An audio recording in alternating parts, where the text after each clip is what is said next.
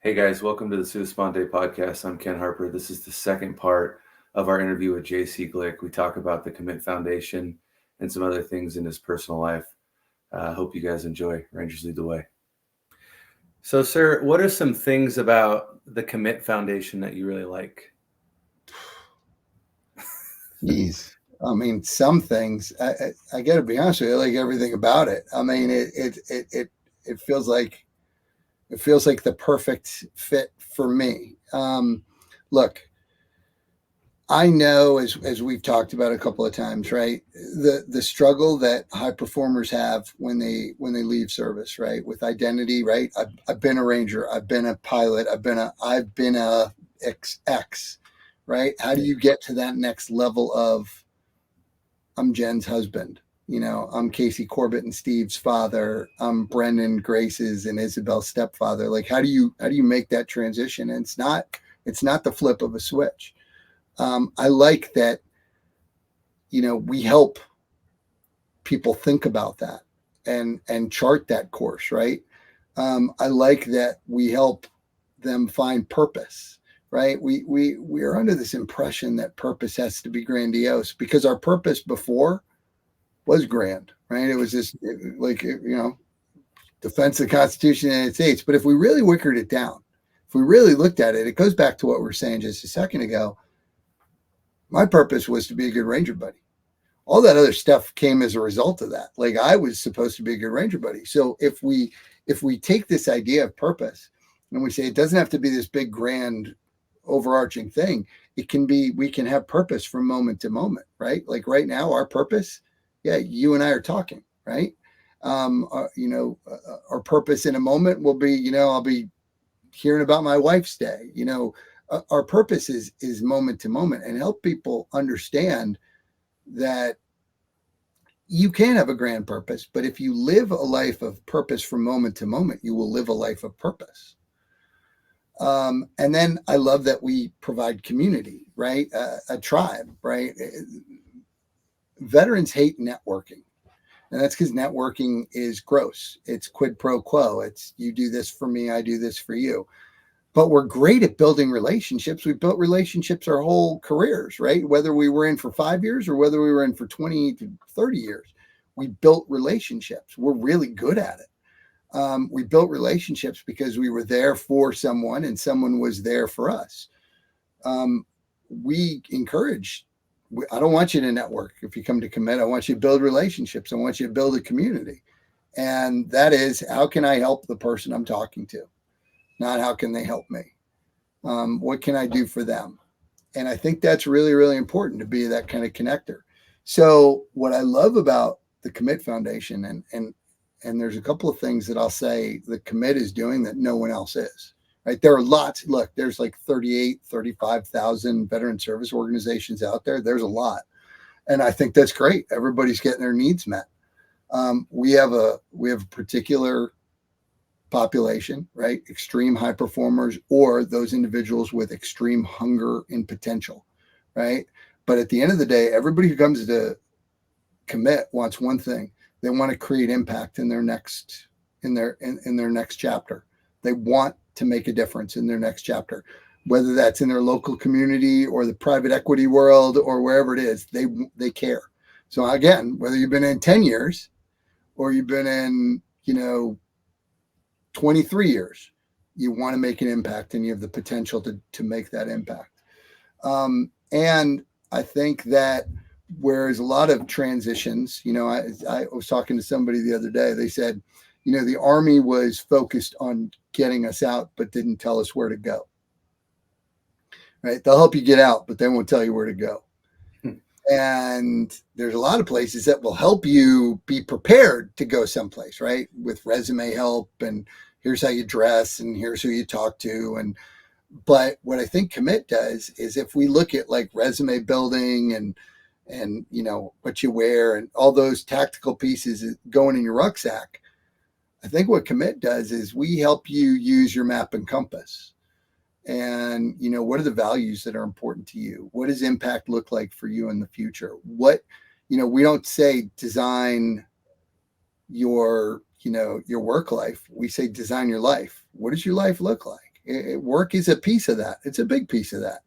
But what's the what's the play work balance? What's the, how do you look at the next chapter with meaning, right? And the things that you loved about the military that, oh, by the way, you were really successful in, what are you bringing over with you?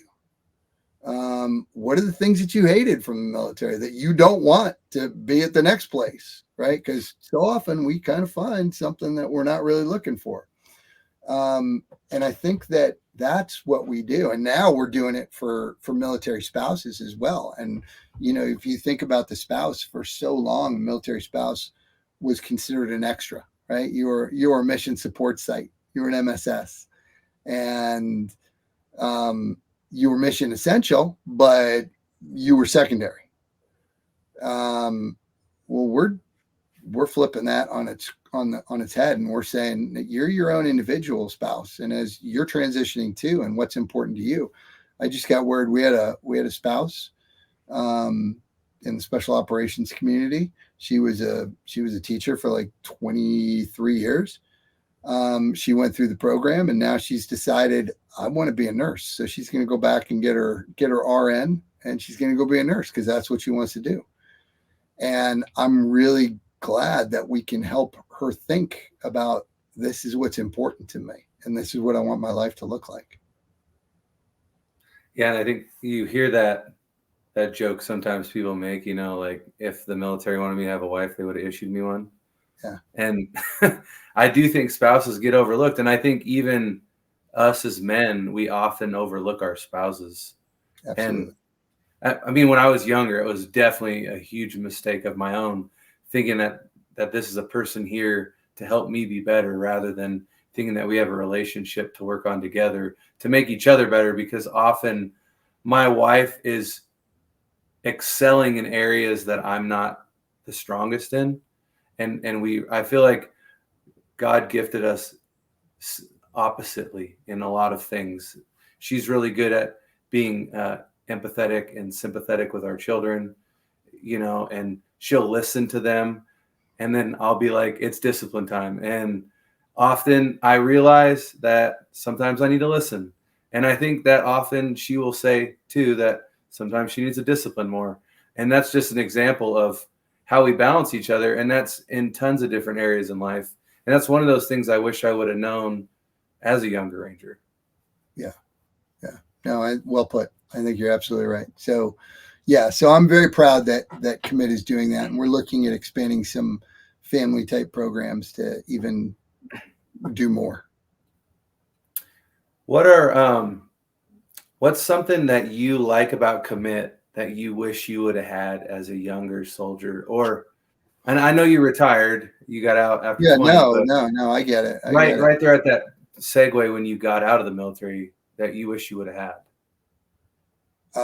So all of it, like one of the things that honestly, I mean, I say all the time to the team, like the things that they say in the workshops, the thing that they say on coaching calls, the things that they share in just conversations. I wish somebody had told me about that stuff. I wish somebody had forced me to think of the transitory nature of finances, of like, it just didn't, in 2015, it didn't exist.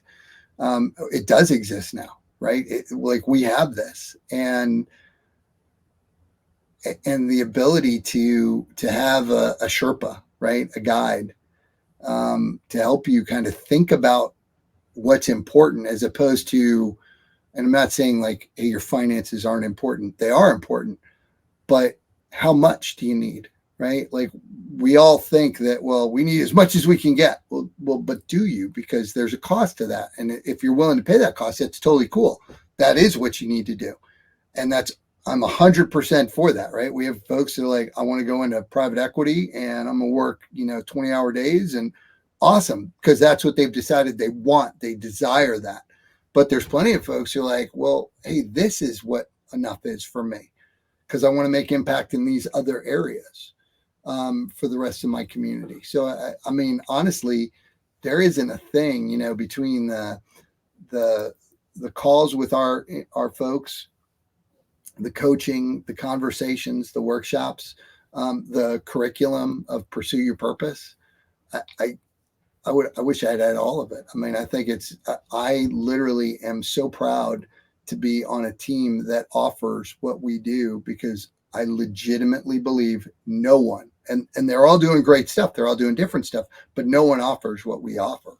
And that's what makes us different. Not better, not worse, but different. And we're the ones that are doing this kind of map and compass piece, which I think is super important. Well, and it kind of goes back to what we were talking about before about having that time set apart to really reflect on, like you said, with finances, like this is how much I need, but it's not my main goal in life, because I don't want to sacrifice all my time just to make more money so then I don't get to see my family. Right. And so I think it is good to have people, like you said, helping you to reflect on those things. Absolutely. So aside from like working at Commit, I mean, I don't know how you do everything you do in a day, but aside from working at Commit and then writing the articles and books and stuff, what are some other ways that you really find yourself serving people on like a day-to-day level? Is that just your employees, how you care for them, or what would you say there? Well, so I'll tell you this: I don't have employees; I have teammates.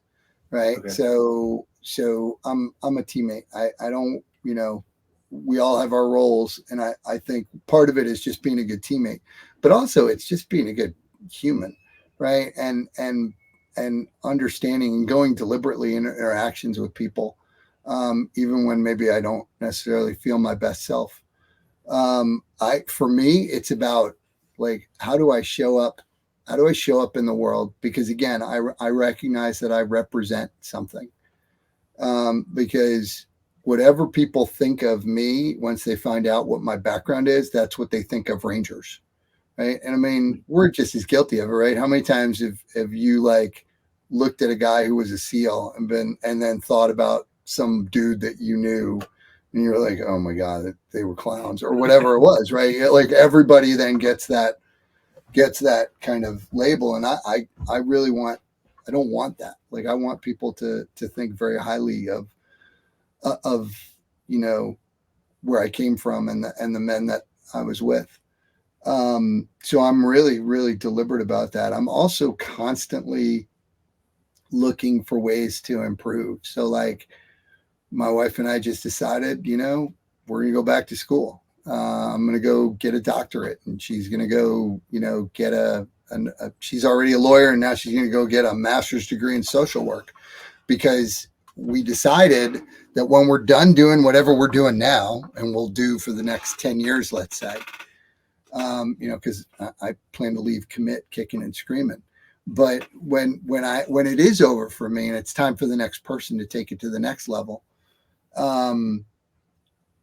like we still want to continue to give, right? So, I want to teach, and she wants to help people. So we've already decided like, hey, how do we prepare for the next, decade of our life? Okay, well, this is what we have to do. So I think it's about finding opportunity to grow and finding opportunity to do good. If you look for places to do good, you will find them. 100%. Just like if you look for what's bad in somebody, you'll find it 100% of the time. But if you look for what's good in a person, if you look for areas to do good, if you look for the positive in a situation, it doesn't make the bad stuff go away, but you definitely at least find the good stuff. Yeah, that's really good. What is the advice you have for your younger self? Looking back, and that's a hard one. You might have to reflect on that one for a second anyways, but no, here's what it's not that hard. I actually think about it all the time. Yeah. Be humble, you giant asshole. I think that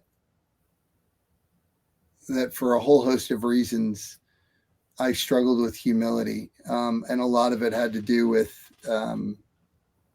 just, my own insecurity. And so even when I had good ideas or was doing or could have done something positive, it was probably not as well received because I thought I was being humble, because I didn't think it, like, I thought, well, if I'm seeing this, everybody's seeing it. So duh. And that wasn't necessarily true. So I would tell my younger self, be freaking humble.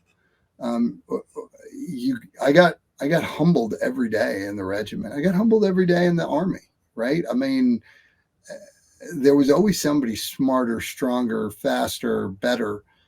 And to really understand that, you know, I worried so much sometimes about me that I didn't worry about we. Does that make sense? Yeah. I think, the reason I was worried about me is I didn't think I could keep up with everybody. I didn't think I was as good as everybody. I didn't look and say, well, they selected me, so maybe I am. I was so worried about earning my right to be there every day that maybe I didn't do such a great job of worrying about the we. So yeah, I tell my younger self, be humble.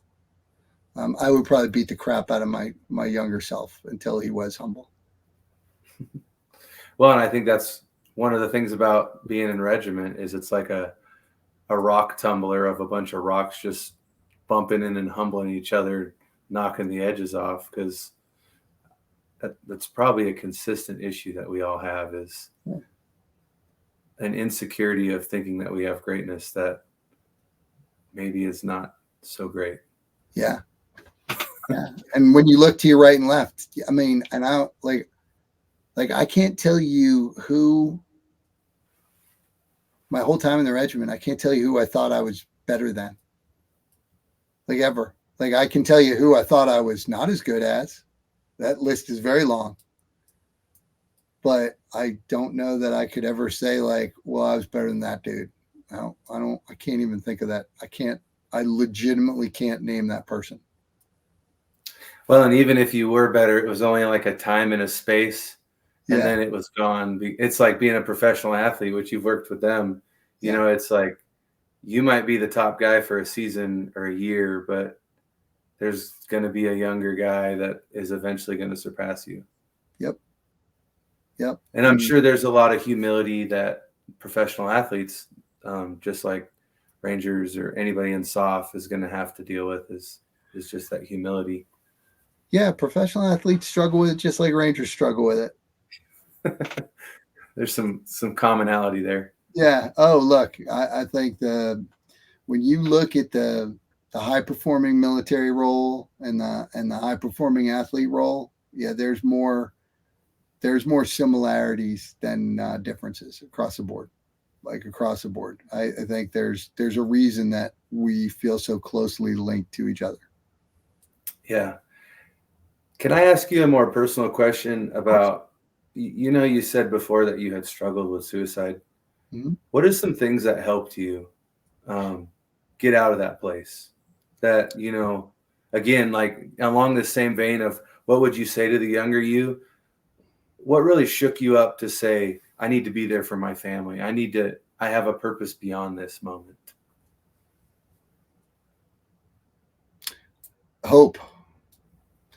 Hope is what shook me out, and I got hope because I finally found a psych doctor. Her name was Dr. Nelson, and she was amazing because she allowed me to understand that what I was experiencing was not a psychological problem but a physiological problem.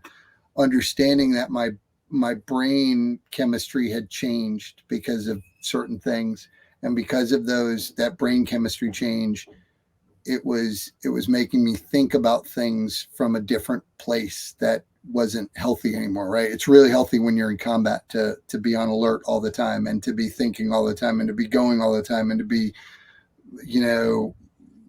mapping out where threats are coming from and all that. It's really unhealthy to do it like, once you're home and in the Nerf world.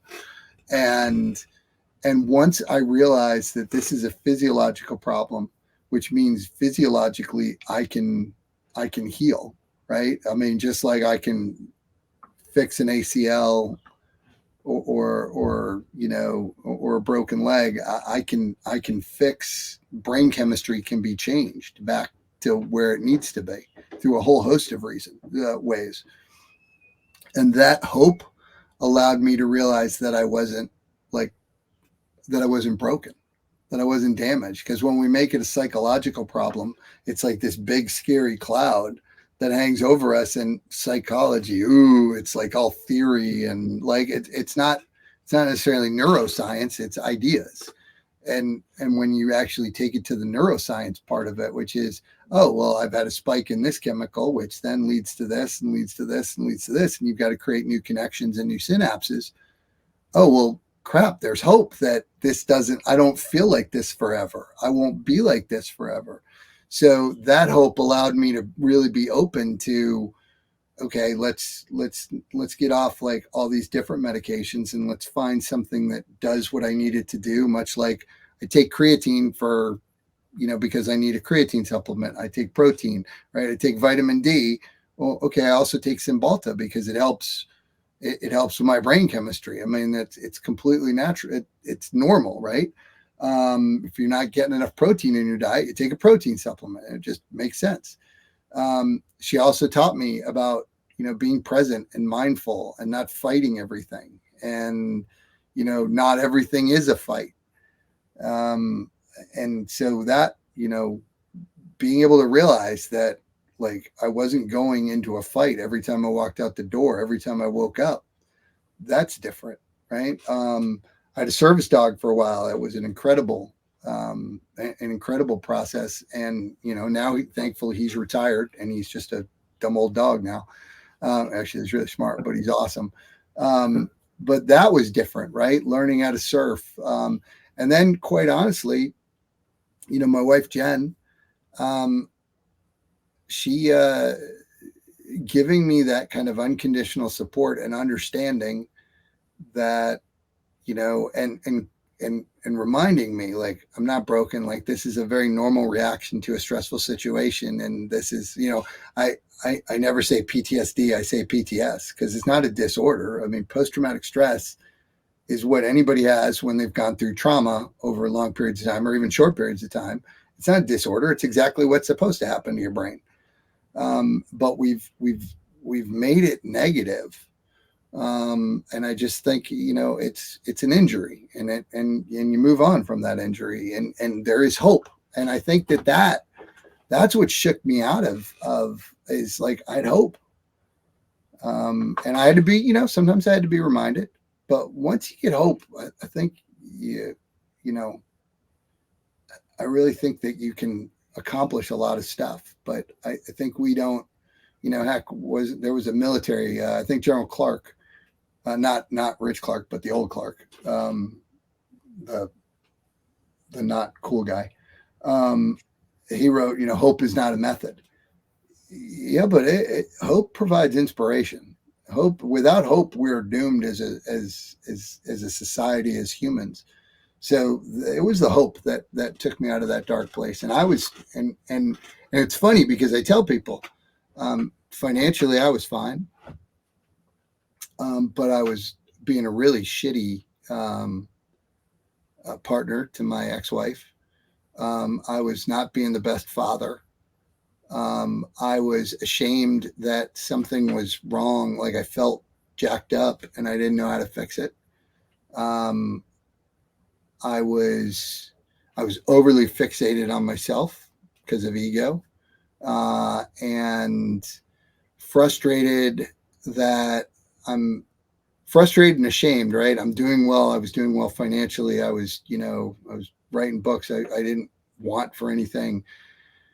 And I was embarrassed and ashamed to tell people that I was struggling. Like, what kind of a guy am I? Like, I got buddies who can't find jobs, and I'm doing fine. Like, I shouldn't complain about, feeling sad. Like, I had a warped sense of things, and I'm really glad I'm not that person anymore. And I'll tell you, I don't want to be judged by who I was, from 2013, 2012 to 2017. Like, those are years that, I'm glad are behind me. I'm not proud of. Helped build the guy that I am today. But, if anybody judges me by anything I did during that time, yeah, I get it. I'm not a great guy. Yeah, but I think it shows to who you are today in providing that example to others that there is hope and that There they don't is. need to commit suicide, that they're here for a reason and a purpose, and Yeah. that sometimes that purpose is just looking outside yourself, and that can be hard to do when you're in that situation where you're fixated on yourself, and when you have a chemical imbalance or even an injury or something that you don't think you're going to be able to make it through, that you can still provide hope for people. Yeah, I think I had lost hope, and I think that's we've got to maintain hope. We've got to maintain hope, and we got to provide it there for other people because there is hope. And I will tell you that on the other side, and I have a good friend, a guy named John Schwartz, call sign Socks. He was a Predator pilot, not a Predator, Reaper pilot, and he calls it the other side of despair. I am absolutely 100% on the other side of despair. I am happy in every single aspect of my life right now, and my goal is to continue to learn, continue to get better, and to help other people get to this point. I know it won't always be like this. Like there'll be setbacks, there'll be sadness, there'll be things that upset me, Yeah. but I know that there's always hope now. Yeah, I just think that's so good. And some of the guys we've talked to that struggle, like even Sar Gonzalez, he talked about struggling with medication and where Yeah. it put him in his headspace of not having hope. And so I think it's just always good for guys to remember that there is hope, and sometimes just like getting out and doing helping others. I don't know. I feel like that has been so helpful to me, is because really it takes a lot of that, just thinking about yourself and thinking about others. And sometimes you want to think how hard you got it, and people have it far harder than you, which is what you said. You had a job, you had money, you had all you needed, and then you had friends without a job, and you're like, why am I struggling? Yeah, how could I feel this way? And I think that that's a thing. That's something that the military, rightly or wrongly, does. Is we thinking of yourself as negative and thinking of others as positive. And I know that some of helping others helped me.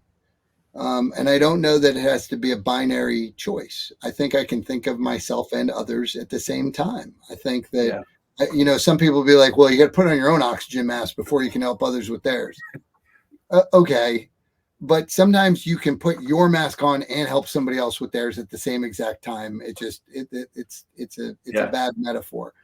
It is not a binary choice of either this or that. It's this and that. And I think we have to balance, right? There's days when, like, okay, wait, I gotta do this. This is important. Like I'm not feeling myself. I gotta get to the right place. And then there's times when I'm okay, well, yeah, but so and so needs you to show up, so show up. And I think that there's a balance in that, and you figure out what your balance is. But I think what's important is, and look, the medication, you got to find what's right for you, because so many of those medicines, like I was a zombie, I didn't feel anything. Forget about hope, but I didn't feel sad, but I didn't feel happy. Yeah. So it's about finding, what's the right supplements for you. Not everybody takes creatine. I take creatine. Not everybody takes protein. I take protein. Some people take vitamin C. I take vitamin D. I mean, whatever you need is what's right for you. The problem is that we have systems that box people, like you're this, so this is what you take. It doesn't work for everybody. Everybody's different, right? It's like everybody's a size 9 boot. Like, no, they're not. That's crazy. Yeah. So you gotta have different sizes and different types of boots for different people. And I think it's hard to do, but I think it's worth doing. Well, and it seems like that's one thing you guys do at Commit is you help people find different paths. Well, and that's, as you said that, I realized, like, we let everybody find their own bespoke path, right? So we don't treat everyone the same. It's funny, while the principles are all the same, everybody's spoken to differently because everybody's got different concerns, and there might be some threads that are the same throughout. But honestly, everybody's looking at their own pivot a little bit differently. So we have to meet them where they are. That means make sure you got all different kind of boots in all different kinds of sizes, and some sneakers, because like everybody needs something different. And we really, if we're gonna serve this very special community of these people that will continue to have leadership implications for the next 3 or 4 decades for the nation, then we really need to invest that time and treasure into them 100%. Yeah, not miss that opportunity, because we were all given a gift and time and energy and training in the military. Because I mean, Ranger School, Ranger Battalion, all that stuff. I think it's what essentially fundamentally made us who we are as we are today. I definitely think that I am fundamentally who I am because of my time in the regiment. I got to be honest with you, I don't remember Ranger School that much. 1995, 96. But I remember it sucked. But I remember so much a regiment. It's funny, I don't remember Ranger School very much. I remember some of other stuff. But man, do I remember my time in the regiment. I mean, I really do. I remember the people so clearly. And, I want to make sure that as people go to their next place, all that they've built like that, they can find somewhere else. Not exactly, but something like it. Something that meets that much. My wife always told me, you've had your dream job already. Right? My dream job, I knew what my dream job was when I came into the Army. I wanted to command a Ranger company. I got it. And though I commanded a bunch of stuff after that, I remember commanding a Ranger company, and I'm really proud of that. And that was my dream job. So now I'm not looking for my dream job. I'm looking for, how do I serve? How do I do something that makes me happy, that makes the world better, that I work with a good team on with a good mission. That matters. Yeah, and I spoke with Mike before, and he's a great guy. I mean, I know you got more great people there. I've got nothing but great people. There is not one person that I wouldn't want there. Everybody that is there deserves to be there, earns the right to be there every day, and I am lucky to be there with them. Well, sir, thank you for taking the time to share and be open and vulnerable and honest. And I really appreciate, like you said before, nobody should judge you for that time when you struggled. And I think that how we should judge you is on the fact of how vulnerable and caring and serving you are, to be open and honest about some of the hardest, darkest times in your life, to help others through those times. And I thank you for that, sir. Well, thank you. I appreciate that. Like we say, Rangers lead the way. All the way.